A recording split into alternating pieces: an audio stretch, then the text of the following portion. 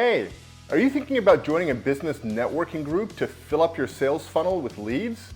Let's talk about business networking groups today here on Service Business Success.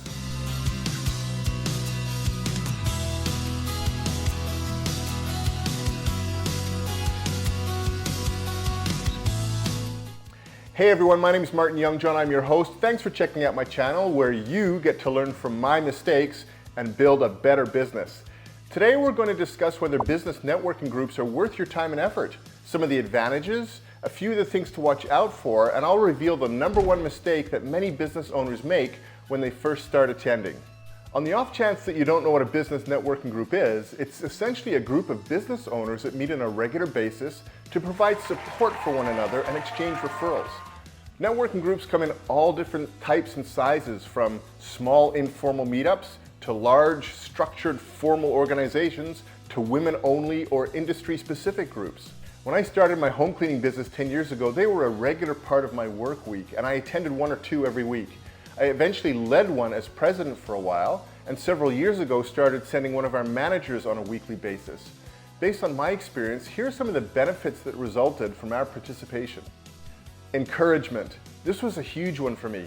If you know my story, when I started my business, I was in a pretty dark place.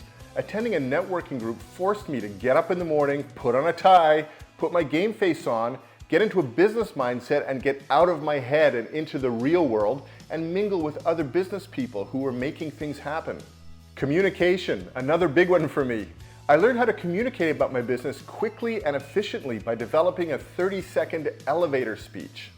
I'd like to introduce you to Zoom Home Cleaning Experts. Zoom promises you a clean home and more free time to do the things you love, delivered by a consistent cleaner that you can trust. Professional development. We all know that public speaking is one of the most common phobias. It sure scared the crap out of me. Getting to stand up for a minute or two at each meeting pushed me beyond my comfort zone, and it helped me to become more polished and professional and made me better able to handle other business endeavors like, YouTube videos. Eventually, I sent one of our managers there to represent us as part of her professional development. Feedback. As I got to know the regular attendees, I had opportunities to bounce ideas off of other business owners or ask for suggestions or advice regarding certain issues. I made the leap to a payroll service, for example, following the recommendation of a couple of members. Relationships. I made some great professional relationships that endure to this day. I met my business coach, Tony Malik, there, who's been instrumental in helping me to build my business. Value. I was able to add other businesses that I knew and trusted to my arsenal that I could refer to my customers when the opportunity arose, which added value to the service that I was providing for my customers. Contribution.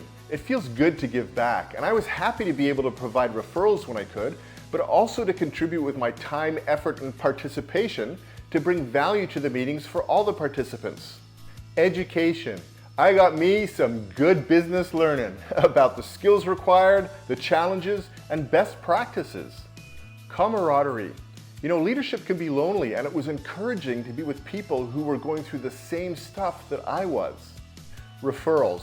I left this one for last because, honestly, for me and my business, networking groups weren't a tremendous source of referrals. I'm not sure why, maybe people there just didn't like me. But the intangibles that I acquired along the way more than offset any disappointment I may have had regarding the quantity of referrals that I acquired. So, are networking groups worth it? Depending upon what you're looking for, absolutely. There's a slew of benefits outside of just picking up referrals. The key is to find a group that's #1, a good fit for you and your business, and #2, where you can actually bring value to the group. Here's 3 things to consider when looking for a networking group to join.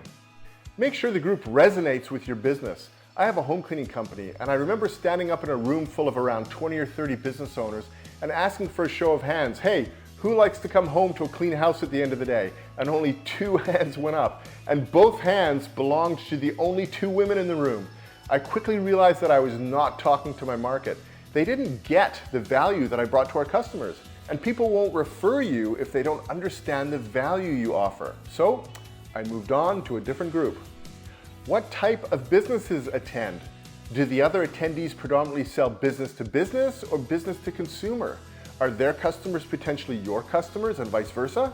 Referrals are all about getting your business in front of their customers, so make sure their customers are people who would purchase your product or service in the first place.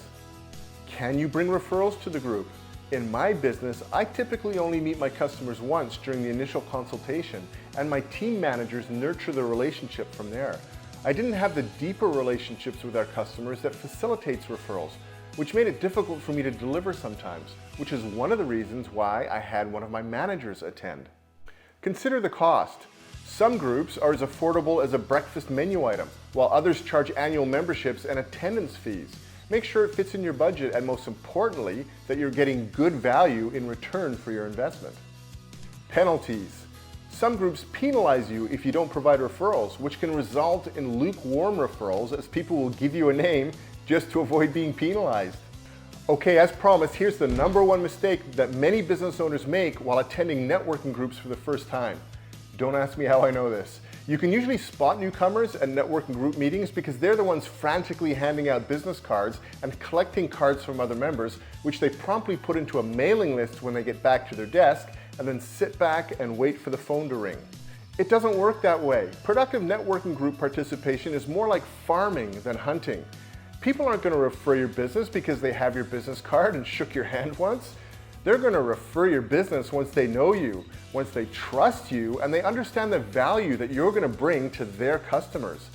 Effective networking is all about planting the seeds of relationships and nurturing them over time. The harvest will come, but not until you've put in some time in the field. Well, there you have it. That's my take on networking groups. I hope you find it useful as you look for a fit for your business. Hey, if there's any way I can help you, please feel free to reach out either in the comment section or by email, which you'll find in the description below. If you find these videos helpful, it would mean the world to me if you click the subscribe button, and you can click the bell to get notified when the next video is posted. I'll see you next week. All the best and much success.